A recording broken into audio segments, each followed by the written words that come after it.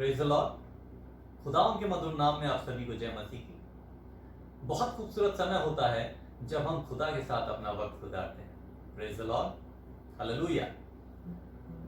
वचन में लिखा है कि जहां 2 या 3 मेरे नाम से इकट्ठा होते हैं, मैं उनके मध्य में जरूर होता हूं। और ये मेरा विश्वास है कि आज खुदावन आकाश के झरोखे खोलकर आज हमारे मध्य में जरूर है, क्योंकि वचन में ये भी लिखा है, खुदा ने कहा है कि आकाश और पृथ्वी टल जाएंगी परंतु मेरी बातें कभी ना टलेंगी। तो आइए आराधना स्तुति में चलते हैं और एक गीत गाते हैं जिसके बोल हैं, आराधना हम लाए हैं चरणों में तेरे प्रभु।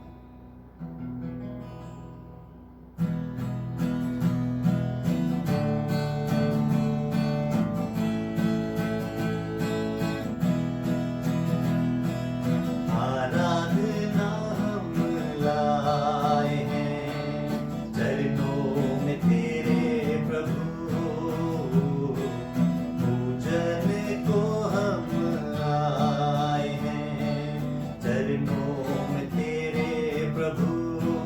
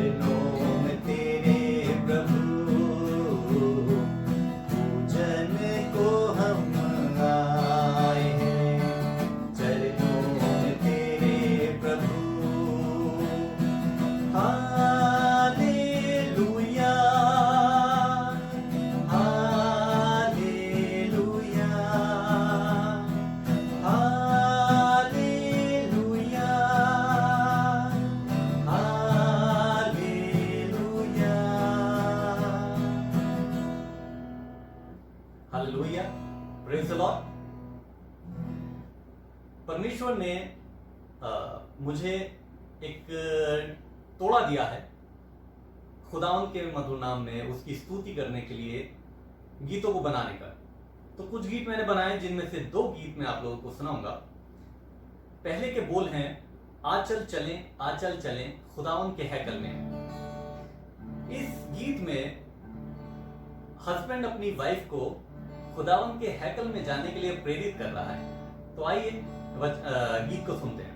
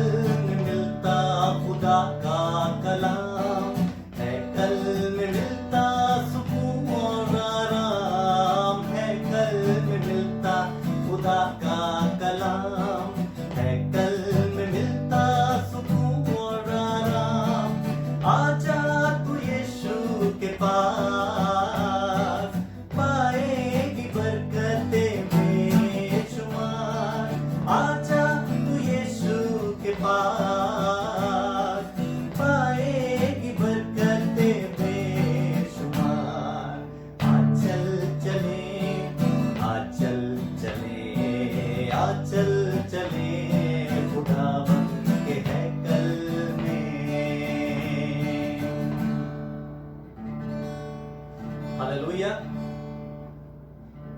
खुदावंद का मधुर नाम है और उसकी स्तुति करना हमारा धर्म और अधिकार है। और आइए हम दूसरे गीत में चलते हैं जिसके बोल हैं, आने वाला है मसीहा बादलों के सिंहासन पर।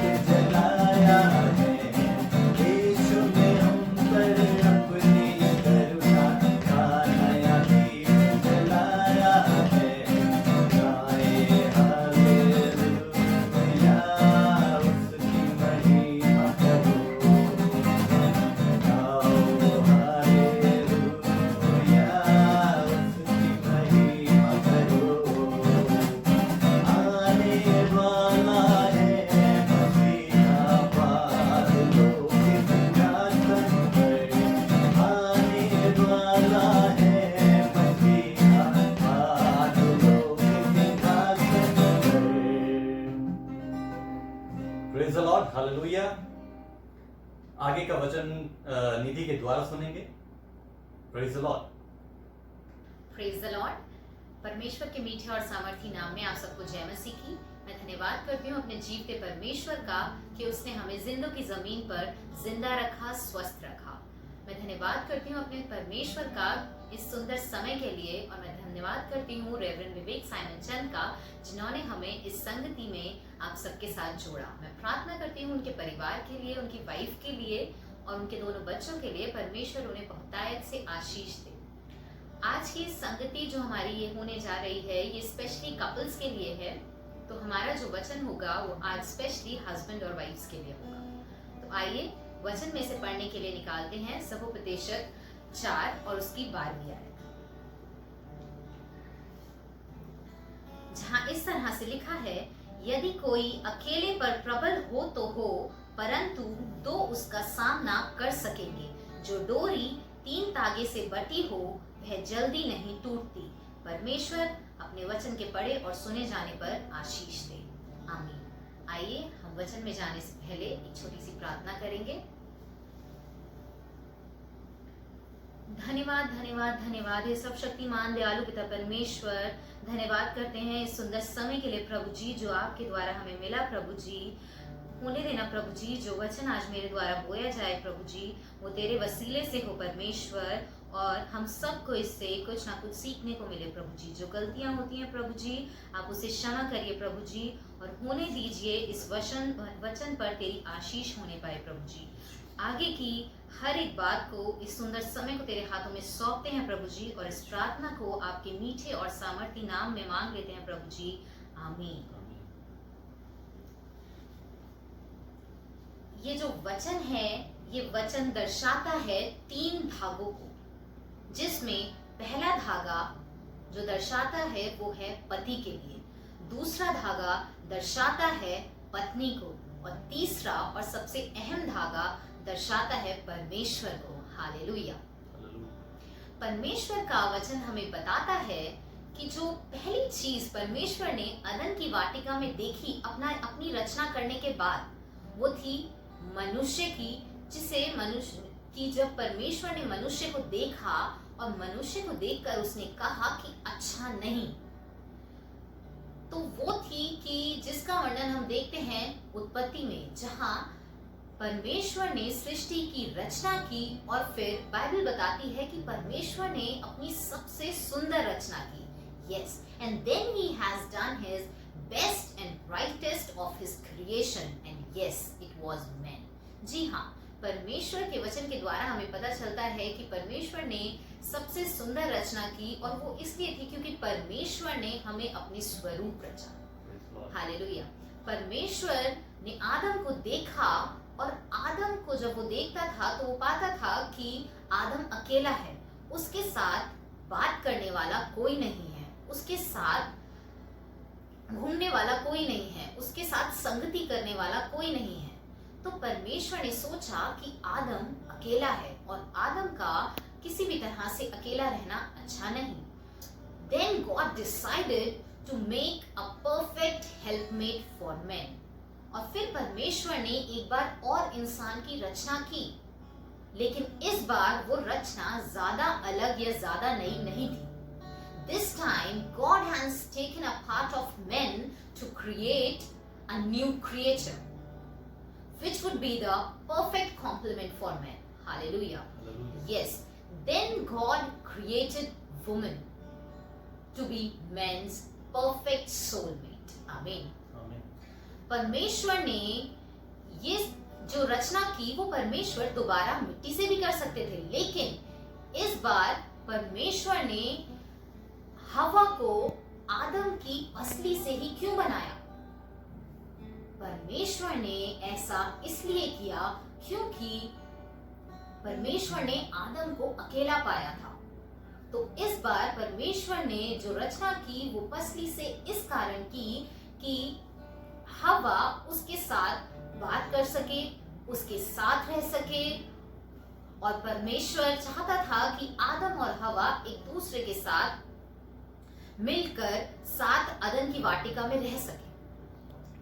तो परमेश्वर ने ये रचना इसलिए आदम की पसली से की।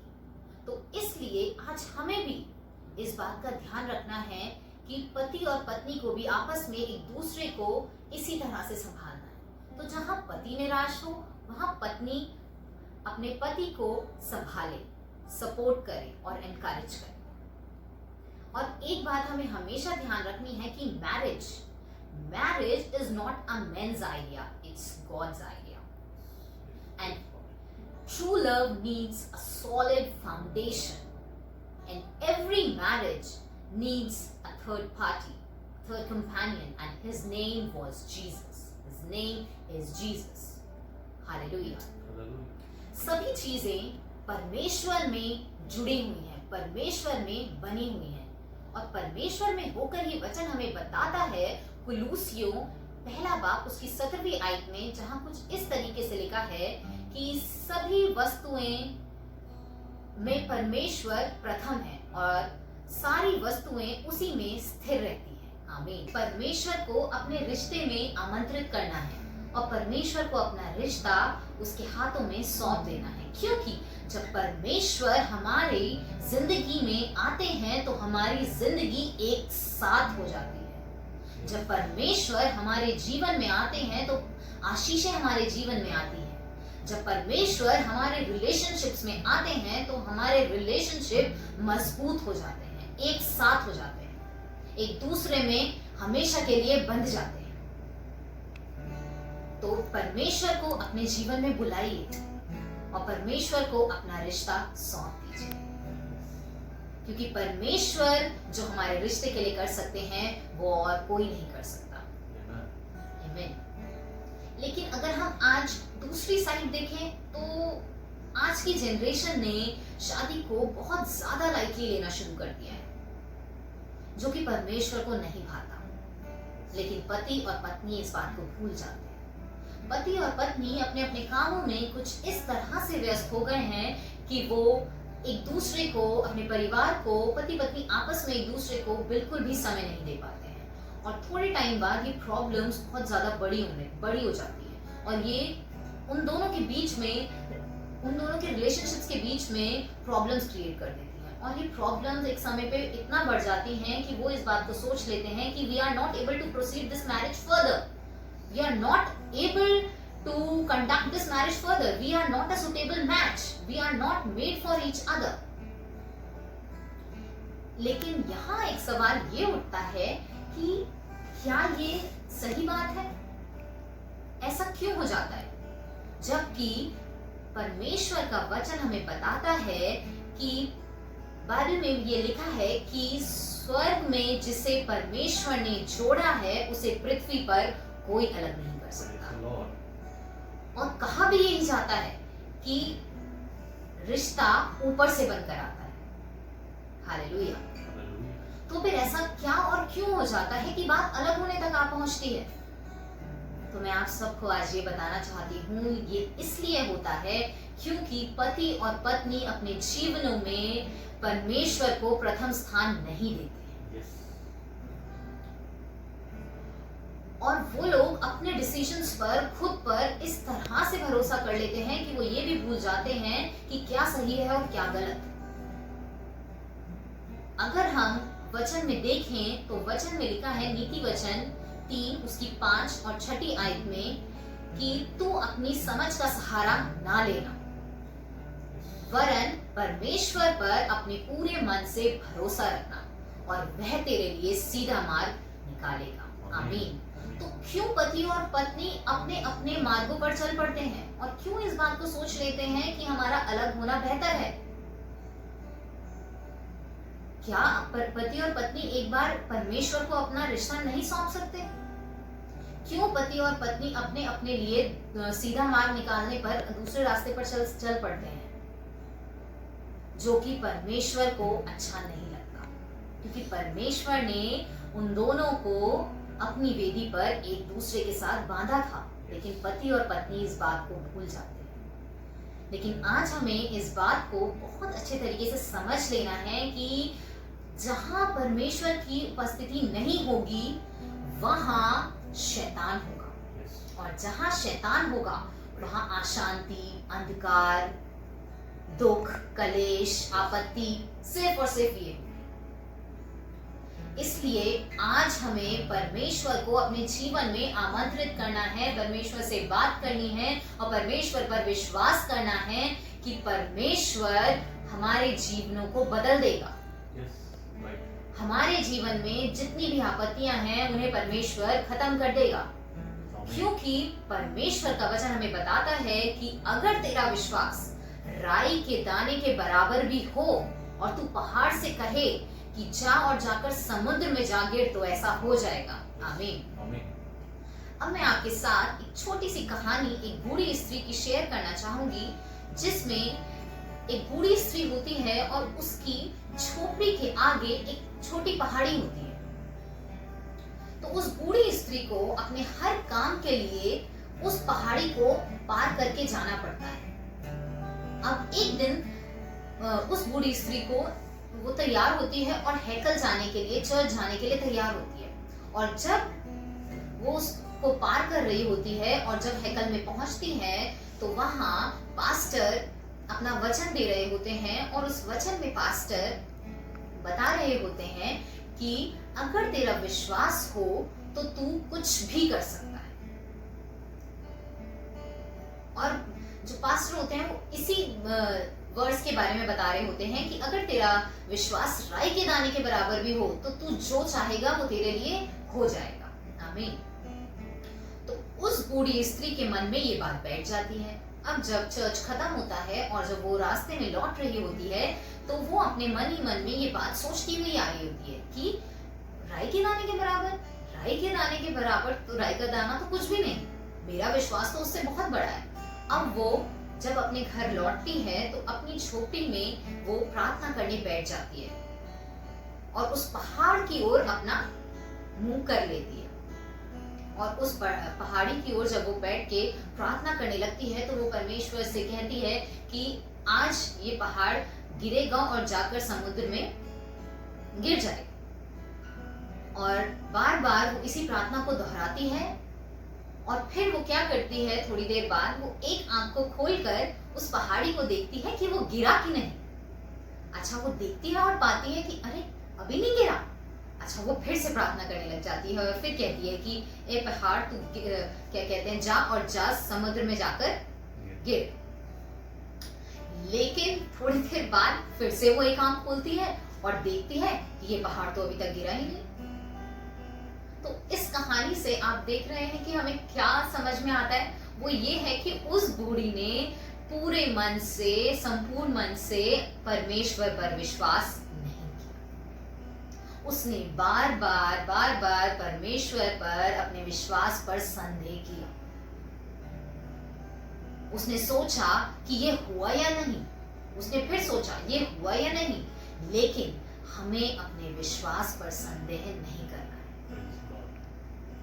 क्योंकि परमेश्वर हमसे कहता है कि तू मुझसे मांग के तो देख, मैं तुझे दूंगा। तू मुझे ढूंढ के तो देख, तू मुझे पाएगा। तू मेरा द्वार खटखटा तो सही, मैं तेरे लिए खोलूंगा। हो सकता है परमेश्वर इस बात का इंतजार कर रहे हैं कि आप उन्हें इनवाइट करें कि उनके जीवन में आइए और उनका जीवन संभालिए, कि परमेश्वर आप मेरे जीवन में आइए और मेरे जीवन को अपने हाथों में ले लीजिए और अपनी रीति से उसे चलाइए। तो आज ही परमेश्वर को हमें अपने जीवन में बुलाना है और इस बात पर संपूर्ण मन से भरोसा करना है कि आज हमने अपना जीवन परमेश्वर के हाथों में दे दिया है और वो परमेश्वर के हाथों में चला गया है और वो जरूर बदलेगा। अपने जीवनों में परमेश्वर को कार्य करने दें और हमेशा इस बात को ध्यान रखें कि जो 2 धागों से बंधी हुई डोरी होती है उसे तोड़ना बहुत आसान है, लेकिन 3 धागों से बंधी हुई डोरी तोड़ना बहुत मुश्किल है। और अगर आप इस बात पर विश्वास करते हैं कि वो तीसरी डोरी परमेश्वर आपके जीवन में है, तो आपके रिश्तों को एक दूसरे में सदा के लिए बने रहने से कोई नहीं रोक सकता। आपके जीवन में आशीषें आने से कोई नहीं रोक सकता। आपके जीवन में चंगाई आने से कोई नहीं रोक सकता। आपके जीवन में से परेशानियों को जाने से कोई नहीं रोक सकता। हालेलुया। क्योंकि जब आप परमेश्वर को अपने जीवन में प्रथम स्थान देते हैं तो परमेश्वर भी आपकी प्रार्थनाओं को प्रथम स्थान देते हैं। तो हमेशा हमें जो भी परेशानी हो, हमें परमेश्वर के चरणों में दे देनी है। और सोचिए हमारा परमेश्वर कितना महान है कि जब भी हम उससे प्रार्थना करते हैं, उसे पुकारते हैं, तो परमेश्वर अपने आकाश के झरोखे खोलकर हमारी सुनता है। जब भी हम परमेश्वर की ओर एक कदम बढ़ाते हैं तो परमेश्वर अपना स्वर्ग सिंहासन छोड़कर हमारे बीच आ पहुंचते हैं। देखिए कितनी खूबसूरत बात है कि परमेश्वर को हम पृथ्वी से एक बार पुकारते हैं, परमेश्वर के लिए हम पृथ्वी से एक कदम आगे बढ़ते हैं और परमेश्वर अपना स्वर्ग सिंहासन छोड़कर हमारे बीच आ पहुंचते हैं। हालेलुया। तो परमेश्वर को आज ही अपने जीवन में प्रथम स्थान दें, क्योंकि परेशानियां सबके जीवन में आती हैं, लेकिन अगर पति और पत्नी मिलकर परमेश्वर से दुआ मांगे और परमेश्वर से कहें कि परमेश्वर केवल तू ही है जो इस टाइम को परफेक्ट कर सकता है, इस टाइम को आशीषित कर सकता है, तो तू है और कोई नहीं।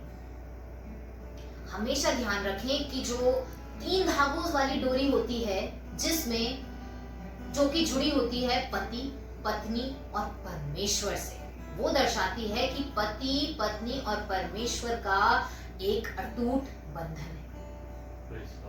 अब मैं आपके साथ शेयर करूंगी एक छोटी सी ऐसी बात जो कि शादी से रिलेटेड है। बाहर कुछ आउटर कंट्रीज में, फॉरेन कंट्रीज में, उन्होंने शादी के साथ एक बहुत ही खूबसूरत रस्म और जोड़ दी है। जो प्रथा कुछ इस तरीके से है कि जब दुल्हा और दुल्हन परमेश्वर के पास चर्च में पुलपिट पर पहुंचते हैं तो एक छल्ला, एक गोल राउंड सा एक स्ट्रिंग होता है, एक राउंड स्ट्रिंग वो जो है वो ग्रूम के हाथों में, दूल्हे के हाथों में दे दिया जाता है। उसमें 3 धागे अटैच्ड होते हैं। अब उन 3 धागों की भी अलग अलग कलर सिग्निफिकेंस है। तो जो एक धागा है उसमें, पहला धागा अगर हम उसे कहें तो वो है गोल्डन कलर का, जो कि दर्शाता है परमेश्वर को, परमेश्वर के डिवाइन नेचर को, परमेश्वर के प्रकाश को, परमेश्वर के तेज को। फिर उसमें एक और धागा है, वो है पर्पल कलर का, जो कि दर्शाता है दुल्हे को, ग्रूम को, क्योंकि माना जाता है कि वो परमेश्वर में एक नई रचना है। तीसरा धागा है उसमें व्हाइट कलर का, जो कि दर्शाता है दुल्हन की, ब्राइड की प्योरिटी को, पवित्रता को परमेश्वर के और उसके हस्बैंड के समीप। हालेलुया। और ये रस्म कुछ इस तरीके से होती है आगे कि पास्टर जो हैं वो जो शादी की रस्म है वो उसे पढ़ते रहते हैं और दुल्हन उन 3 धागों को एक धागे में बदलती रहती है, गूंथती रहती है, ब्रेड करती रहती है। जैसे कि गर्ल्स अपनी चोटी बनाते हैं ना, प्लैट जिसे हम लोग बोलते हैं, कुछ इस तरह से वो उन 3 धागों को एक दूसरे के साथ गूंथती रहती है। और ये गूंथना, ये एक दूसरे के साथ पति और पत्नी का मेल परमेश्वर के साथ दिखाता है कि पति जो है वो पत्नी और परमेश्वर के साथ, उनका तीनों का आपस में सदा का मेल पूरी शादी के लिए, उनके पूरे जीवन के लिए हो चुका है। तो ये जो रस्म है, इस रस्म में मैं आपको एक बात और बताना चाहूंगी कि जो धागे होते हैं वो किस तरीके से अटैच होते हैं। उसमें एक धागा पहले पत्नी का लिया हुआ है, फिर परमेश्वर का धागा गोल्डन कलर का, फिर लास्ट में पर्पल धागा है हस्बैंड का। तो व्हाइट, गोल्डन और पर्पल, अगर आप देखें तो इसमें परमेश्वर का धागा पति और पत्नी के मध्य में, और जो कि इस बात को दर्शाता है कि पति और पत्नी के बीच में परमेश्वर का रहना अति आवश्यक है। हालेलुया। तो वो शादी सदा के लिए एक रहेगी, शादी सदा के लिए बनी रहेगी। और हमें इस बात को हमेशा ध्यान रखना है, जो सबसे मजबूत डोरी है वो है 3 धागों वाली डोरी। क्योंकि एक 3 धागों वाली डोरी ही ऐसी डोरी होती है जो एक दूसरे में बनी रहती है और एक दूसरे के साथ टच रहती है। ये 3 धागों की ही ऐसी डोरी है जो एक दूसरे के साथ, जिसका हर धागा टच रहता है। क्योंकि बहुत आसानी से समझने वाली बात यह है कि अगर इन 3 धागों में से हम एक भी डोरी निकाल देते हैं तो वो सिर्फ 2 रह जाएंगी और वो क्या हो जाएंगी, कमजोर हो जाएगी, वो आसानी से तोड़ी जा सकेगी। लेकिन अगर हम उसमें तीसरी डोरी जोड़ देते हैं तो उस डोरी को तोड़ना मुश्किल ही नहीं, नामुमकिन हो जाएगा। क्योंकि हम मानते हैं, हमारा विश्वास है कि वो तीसरी डोरी जो है वो उन 2 डोरी को टूटने नहीं देगी। वो तीसरी डोरी जो है वो हमारे परमेश्वर की डोरी है, वो हमारा रिश्ता कभी टूटने नहीं देगी। तो इसी बात को मानते हुए आज अपने जीवन में परमेश्वर को प्रथम स्थान हमें देना है, ताकि परमेश्वर हमारे जीवनों को संभाले, हमारे जीवन में आशीष, अनुग्रह और महिमा भर दे। और मैं अब आपको ये बताना चाहूंगी, क्योंकि परमेश्वर हमारे जीवन में सदैव आशीष देते हैं और वही आशीष का कारण है। और अगर परमेश्वर हमारे जीवन में नहीं है तो हमारे जीवन में आशीषें नहीं आ सकती।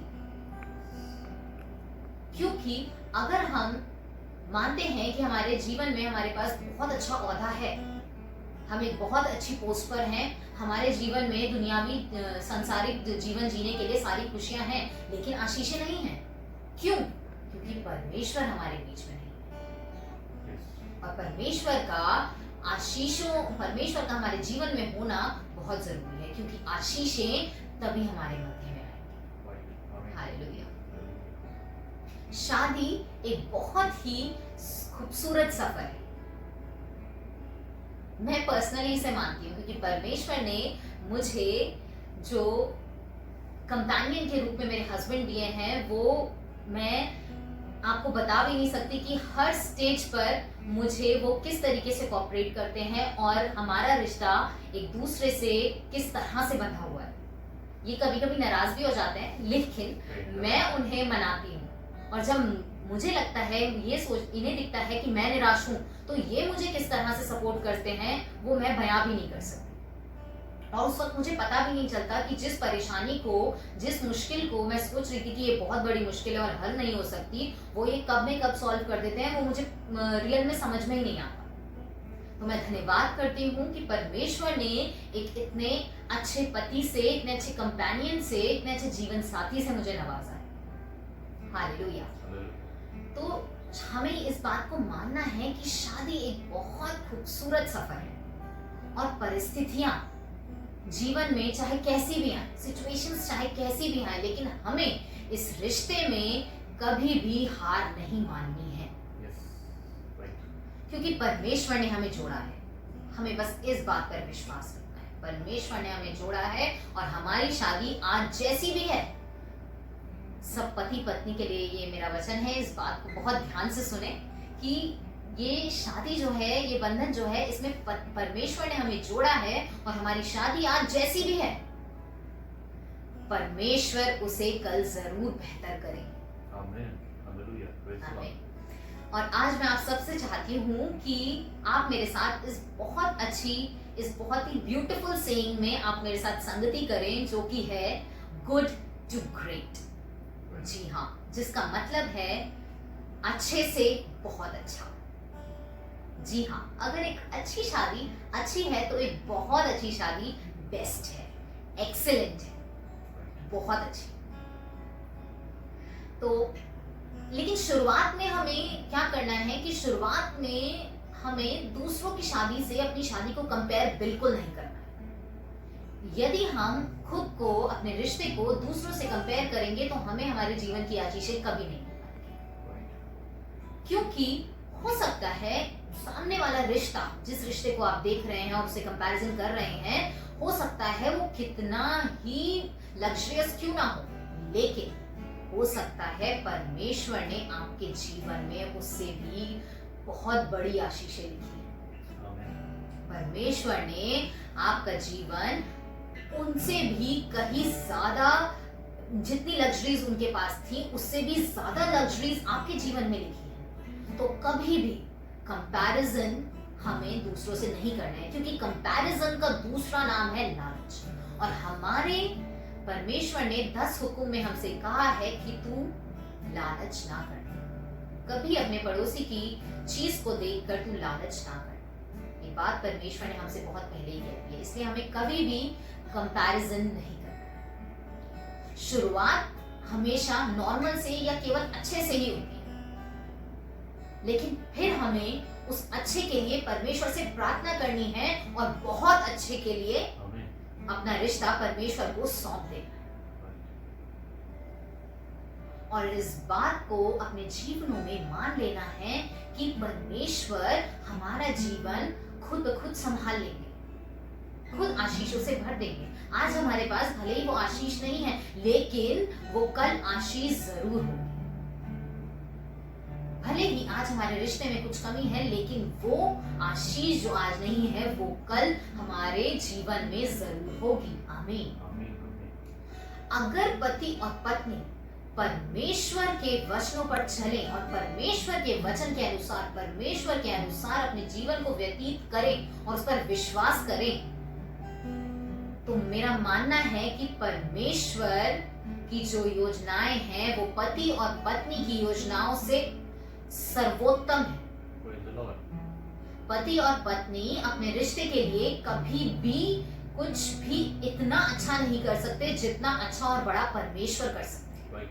जितना आशीषित परमेश्वर कर सकते हैं उतना पति और पत्नी अपने रिश्ते के लिए कभी नहीं कर सकते। तो आज हमें परमेश्वर को अपने मध्य में बुलाना है और मध्य में रहकर परमेश्वर हमारे बीच में क्या आश्चर्य कर सकते हैं वो आप खुद देखें। तो इसलिए आज आप परमेश्वर को अपना रिश्ता दे दीजिए। और आज हम सारे कपल्स मिलकर एक दूसरे को आशीषित करते हैं और एक दूसरे के लिए प्रार्थना भी करते हैं और आज ही परमेश्वर से कहते हैं कि परमेश्वर हम आपको अपने जीवन में प्रथम स्थान देते हैं। आमीन। आज ही हम परमेश्वर को अपने जीवन में प्रथम स्थान देते हैं और आज ही हम अपना रिश्ता, अपनी शादी का रिश्ता और अपने जीवनों को परमेश्वर से बांध देते हैं, ताकि ये जो 2 धागे हैं ये 3 धागों में बदल जाएं और हमारा रिश्ता सदा के लिए परमेश्वर से बंध जाए और आशीषित हो जाए। आप सबको परमेश्वर बहुतायत से आशीष दें। आइए हम परमेश्वर के नाम में अभी छोटी सी दुआ करेंगे। धन्यवाद धन्यवाद धन्यवाद कि सर्वशक्तिमान दयालु पिता परमेश्वर, धन्यवाद हो प्रभु जी कि तूने मुझे इस लायक समझा कि आज मैं तेरे वचन में से कुछ शेयर कर पाई। परमेश्वर आशीष हो तेरी इस महिमा के लिए प्रभु जी।